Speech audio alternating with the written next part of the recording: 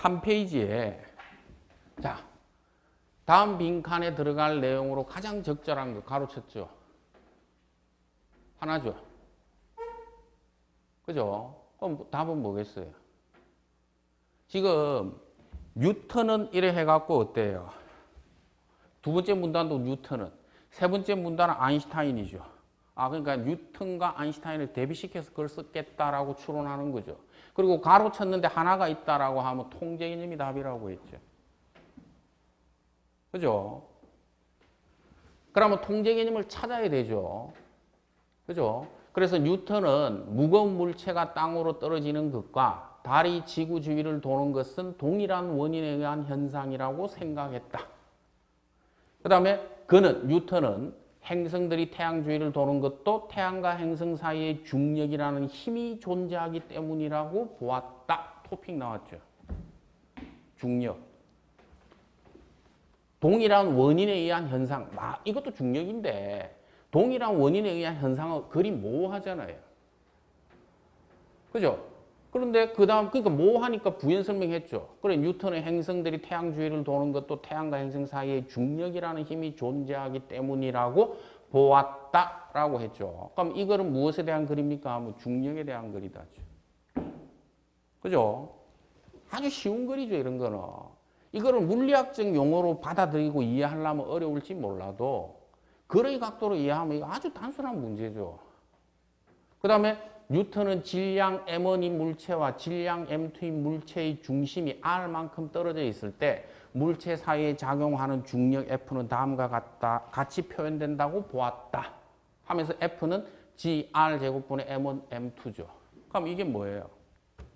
토픽 센텐스죠. 이 수식이 토픽 센텐스라는 게 보여야 되죠. 그러면 토픽이 F죠. 이퀄은 비동사잖아요. is잖아요. 그 다음에 통제 개념이 뭐예요? G 곱하기 R 제곱분의 M1 곱하기 M2죠. 이게 통제 개념이에요. 그럼 밑에 가로 하나 쳤으니까 통제 개념이 답이라고 했잖아요. 그러면 뭐를 찾아야 돼요? 선지를 바로 보세요. 광자는 질량을 갖지 않는다. 답 때릴 수 있죠. 질량이 들어갔잖아요. M1이 들어갔죠.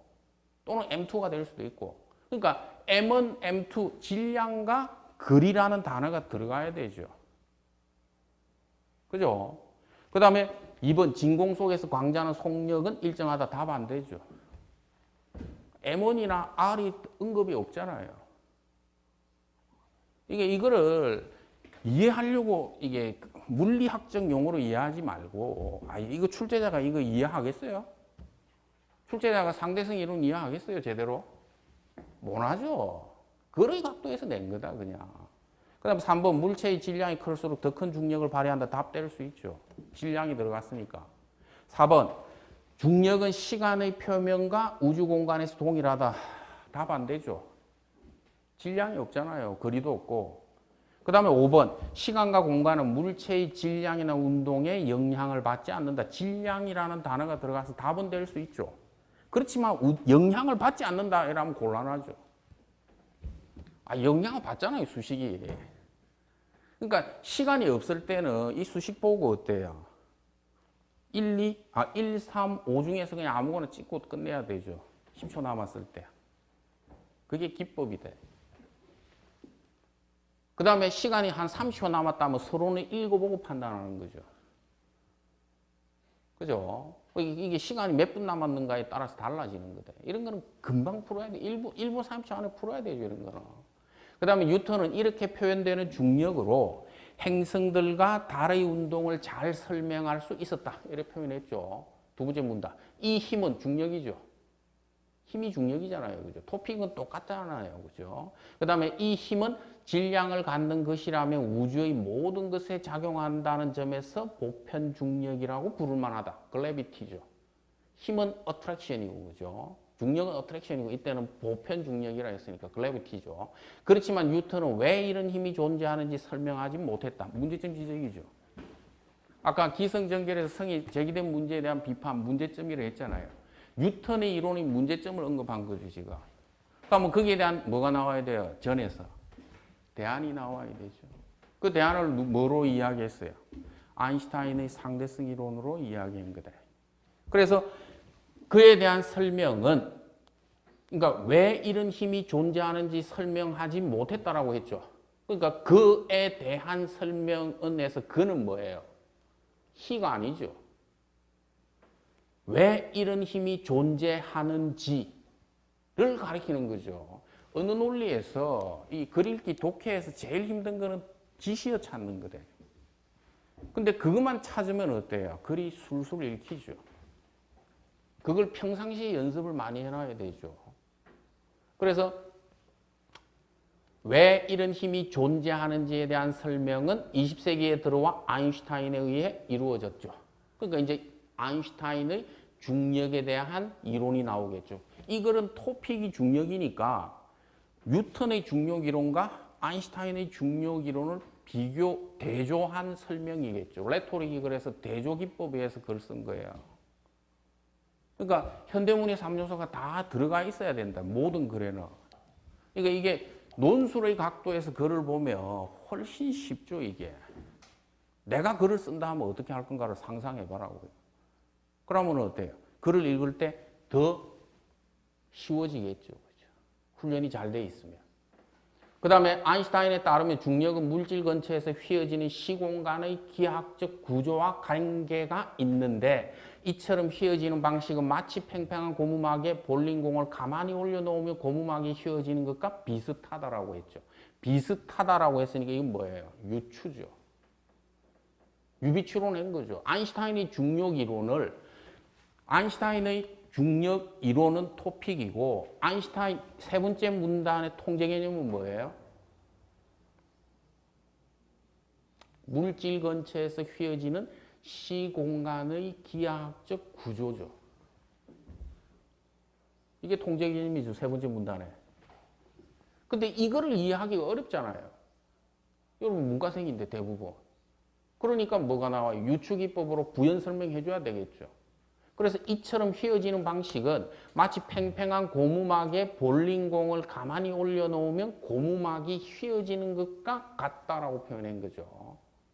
그게 시공간의 기하학적 구조와 휘어지는 시공간의 기하학적 구조를 요래 설명한 거다. 이 상태에서 볼링공 근처에서 구슬을 굴렸을 때 구슬의 경로가 볼링공 쪽으로 휘어지거나 구슬이 볼링공 주위를 도는 것은 태양의 중력을 받아 혜성이나 행성이 운동하는 방식에 비길 수 있다. 유추한 거죠. 유추에 대한 부연 설명이잖아요, 지금. 보세요. 지금 이게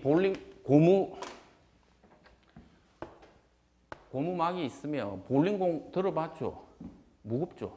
그러니까 이게 조금 휘더라죠, 이렇게. 그러니까 이 구슬을 굴리면 이 직선으로 가다가 이 볼링공 근처로 오니까 이렇게 휜다죠. 그러니까 시간과 공간이 이렇게 휜다는 거예요.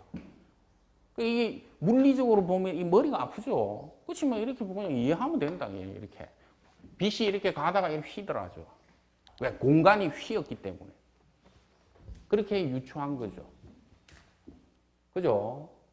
그 다음에 아인슈타인은 중력이라는 힘을 물체의 질량에 의해 시공간이 휘어진다는 개념을 통해서 설명할 수 있음을 보였다죠. 그러니까 보세요. 질량이라는 M1, M2, 즉 F 이꼬르 G 곱하기 R 제곱분의 M1, M2에서 아인슈타인도 M1, M2 할 때 질량에 대한 반박을 한 거 아니죠. 질량이 무거우면 시공간이 휘어진다라고 표현한 거고 아인슈타인은 뉴턴은 뭐라고 했어요? 거리분의 이 G는 상수니까 없다고 보면 되죠.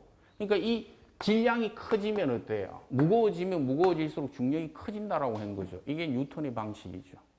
그 다음 아인슈타인은 질량이 무거우면 시공간이 왜곡되어서 휘어진다라고. 이게 다죠. 더 이상 언급 안 했죠. 들어가면 저자도 모르잖아요. 그죠? 그래서 더 나아가서 아인슈타인은 어때요? 뉴턴의 중력 개념으로는 설명할 수 없는 현상을 자신의 중력 개념으로 추론해 내었다죠. 그러니까 대조죠. 뉴턴은 못 했는데 아인슈타인은 했다죠. 그래 놓고 그는 태양의 큰 질량 때문에 태양 주위에 시공간의 왜곡이 발생해서 태양 주위를 지나가는 광자의 경로가 태양 쪽으로 휘어진다고 예측했죠. 그러면 어때요? 광자의 경로가 태양 쪽으로 휘어진다. 요 말은 세 번째 문단 끄트머리 줄에 보면 어때요? 아인슈타인은 중력이라는 힘을 물체의 질량에 의해서, 이때 물체는 태양이죠. 태양의 질량에 의해서 시공간이 휘어지죠. 이렇게 설명한 거죠. 그죠? 그럼 광자의 경로가 나왔죠. 그죠? 그래 놓고 지금 마지막 문단에 보면 셋째 줄에 태양 주위를 지나가는 광자의 경로가 태양 쪽으로 휘어진다고 아인슈타인은 예측했다 했잖아요. 그러나 뭐뭐라는 사실을 고려하면 뉴턴의 중력이론의 관점에서는 이렇게 될 이유가 없다라고 했죠. 그래 놓고 보면 5번에 어때요? 지금 그러나부터는 어때요? 뉴턴의 이론에 대한 설명이죠. 그죠? 뉴턴의 이론에 대한 설명이잖아요. 그러니까 5번은 제껴야 되죠. 선지 5번은. 시간과 공간은 뭐예요? 아인슈타인의 이야기죠. 시공간이 왜곡된다 할 때. 그래서 5번은 답이 안 되죠. 그 다음에 물체의 질량이나 운동에 영향을 받지 않는다도 아니잖아요. 아인슈타인 이론에도 봐도 질량이 크면 시공간이 왜곡된다 했죠. 뉴턴은 질량이 크면 중력이 크다라고 했잖아요. 그러니까 질량의 영향을 다 받죠. 그죠? 그러니까 뉴턴은 질량이 크면 중력이 커진다고, 거기에 비례해서.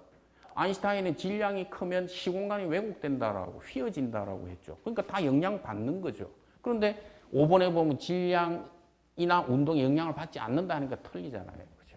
그러면 답은 1, 3번이죠. 물체의 질량이 클수록 더 큰 중력을 발휘한다. 이랬죠. 이거 누구 이론이에요? 뉴턴 이론 그대로죠. 이 보세요. F 이꼬르 M이니까 이게 F 이꼬르. 질량이 크면 중력이 커지잖아요. 그런데 뭐뭐라는 사실을 고려할 때 뉴턴이 중력 이론의 관점에서 이렇게 될 이유가 없다라고 했잖아요. 그러니까 이 말이 안 맞죠. 가로친 데가 3번이 답이면 뒷문장이 이어지지가 않잖아요. 뉴턴이 중력 이론에는 이렇게 될 이유가 없다라는 게. 그죠? 그래서 답이 1번이 돼. 그래 놓고 앞에 보면 어때? 바로 그러나 앞에 보면 광자의 경로가 태양 쪽으로 휘어진다고 예측했죠. 그 여러분도 끝말잇기 싸움 하잖아요. 대한민국 하면 국민, 민 하면 민족, 족 하면 족장 이렇게 들어가겠죠. 그럼 지금 광자의 경로가 태양 쪽으로 휘어진다 했으니까 광자가 나와야 되죠 또. 광자는 질량을 갖지 않는다. 그렇게 이어진 거죠 이게. 그러니까 광자가 어때요? 이게 질량을 갖지 않으면 0이죠. 그럼 중력이 제로죠. 중력이 제로가 되니까 휘어질 수가 없는 거죠. 이해되죠? 이런 것들은 학생들이 좀 어렵다라고 하던데 아주 쉬운 문제죠, 이게. 왜냐하면 통제 개념을 이해하느냐다. 그러니까 F가 토픽이고 R제곱분의 M1 곱하기 M2가 통제 개념, 뉴턴의 통제 개념이고 아인슈타인의 통제 개념은 질량에 의해서 어때요? 물질 전체에서 질량이 크면 시공간이 휘어진다라고. 즉 왜곡된다. 시공간의 기하학적 구조다라는 거죠. 그러니까 통제 개념의 각도에서 읽으면 안 어렵죠. 되겠죠? 그리고 시간 한 30초 남았을 때 답 찍는 것도 가르쳐 줬잖아요. 통제 개념이 답이거나 통제 개념과 밀접한 관련이 있는 게 답이죠.